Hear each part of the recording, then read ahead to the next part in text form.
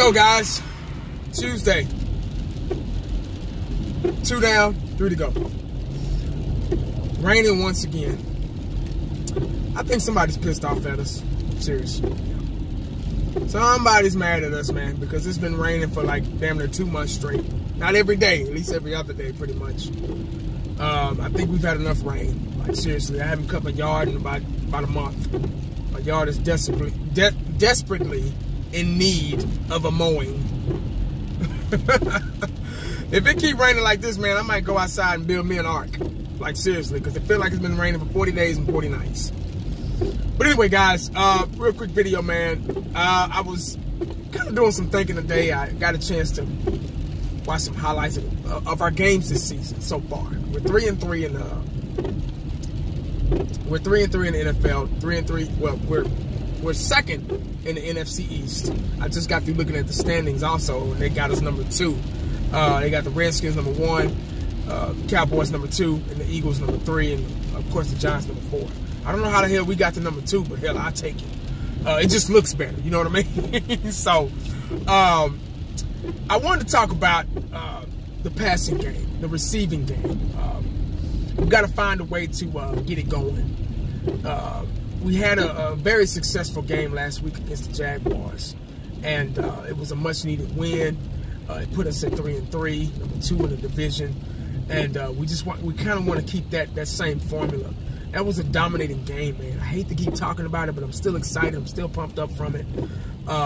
Just the way we played it. The play calling wasn't just all world, the greatest of all time, but it was a little bit better. But I think the execution of the plays was what got me. You know what I'm saying? What got Cowboys Nation. How we were able to execute. I don't know if Conor McGregor's presence did that, made us so dominant. But I'm not a Conor McGregor fan or UFC or anything.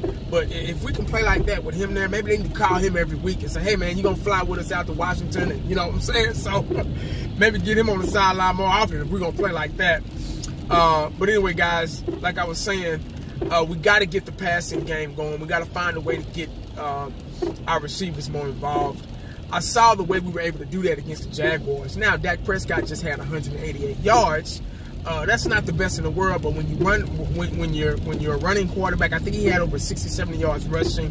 He had a rushing touchdown, and he was able to hit pretty much almost all of his receivers. You know, besides Bryce Butler and Hearns, which is not a factor.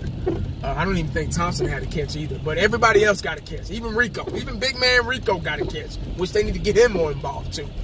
But we got to find a way to do this, man, because I don't want to become one-dimensional again. Now, we were able to run Zeke. That's fine. Zeke caught a couple of passes out of the backfield too. I think Zeke had a little bit over 100 yards rushing and a rushing touchdown as well. But we don't want to use him. Everybody keeps saying, even myself, I'm guilty of this. We all keep saying, run Zeke till it doesn't work anymore. Run. Trust me, it works. Trust the system. It'll open up eventually. Now, the offensive line has been busting their ass. They've been playing really, really good.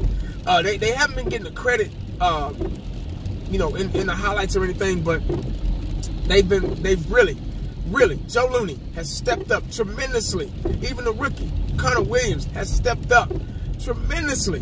Because Dak Prescott, Zeke, nobody's able to do anything without the offensive line opening up holes, giving Dak time, allowing the offense to progress up the field. You can't do it without the offensive line. So they're playing their asses off. Obviously, we'll be a lot better with Travis Fredericks, but we know their situation. God bless him. Hopefully, he's recovering and getting better. And we get him back before the regular season is over with. Because I plan on making it to the playoffs. Hopefully, guys. That's just a fan in me hoping and wishing. Now, the two guys that I think that we need to really get involved has been showing signs of life. And that's, y'all probably know who I'm talking about. That's Michael Gallup. Yep, I said rookie Michael Gallup. And Cole Beasley. Now, we all know what Cole Beasley can do. That Cole Beasley we just saw this past Sunday against the Jaguars was the 2016 Cole Beasley. Where has he been? I guess that crying he did a week, maybe 2 weeks ago worked. because he was unstoppable. There was nobody that could guard him. The Jaguars had the #1 ranked defense in the league, and we made them look like the number 32 defense in the league. So, man, Cole Beasley, he has that little 1-2 move that he does, and it's unstoppable. He's always open. There's no slot. There's no nickel. There's no nickel corner that can stick him, that can stay with him. And I don't even think there's any outside corner that can stick or stay with him. The most dominant corner in the league is Byron Jones, and he plays for us. So there's not any other really dominant corner. They said Jalen Ramsey, but the only thing he's good at is saying, I don't know, and talking noise. So you can miss me on that one. But and the other one is Michael Gallup. Guys, I know I'm going to get chewed out for saying this. I know I am. And I'm sorry, but I got to say it. That's just what I've been feeling. I'm sorry. But Michael Gallup has Dez Bryant tendency. Let me explain. Every time Michael Gallup makes a catch, it's a big catch. That's playmaker ability. Playmakers make the big catches. Now, he could have had a touchdown, but if he could have got that foot down, that 1 foot that he almost got down, about a half an inch away from the grass, from the turf. But the effort, the way he leaped up and went to go get it was good enough, pretty much. And 40 points is good enough anyway, so we would have had 47 points. So, but Michael Gallup is showing life, man. That's a guy that Dak needs to really, really work on in practice. They really, really got to get on the same page, man, because he has a dominant possession receiver tendency, guys. I know he's just a rookie. I know he's young. He still haven't got his route down, his mechanics and everything. But I believe he can, if coached right, if they get into a rhythm, he can become that. You get what I'm saying? So y'all might disagree with me, but I like Michael Gallup. I'm telling you, man. Dez Bryant all over again. Not again, again.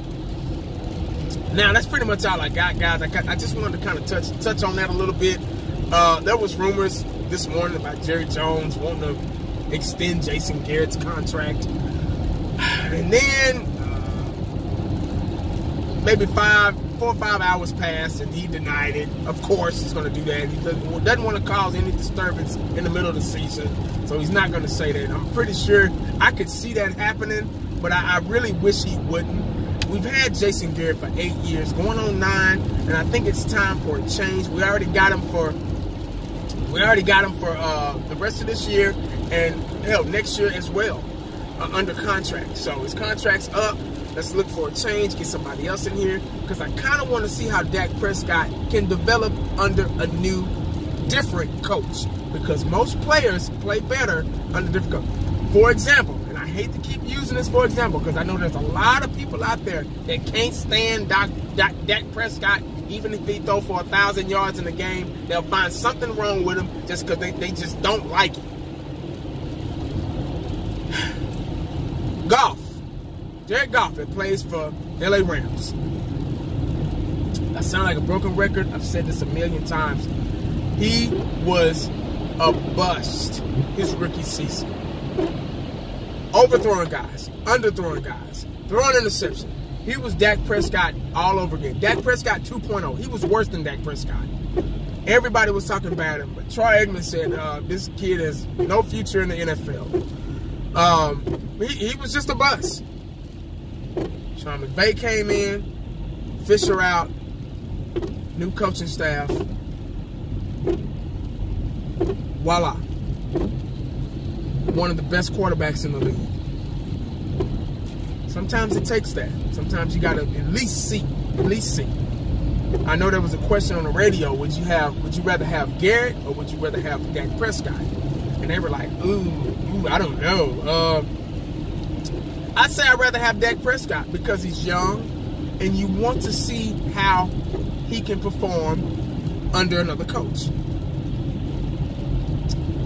But anyway, guys, that's all I got for today, man. Make sure you stay prayed up and cowboyed up because you never know what the day is going to bring you. I'll look back at your boy. I'm out.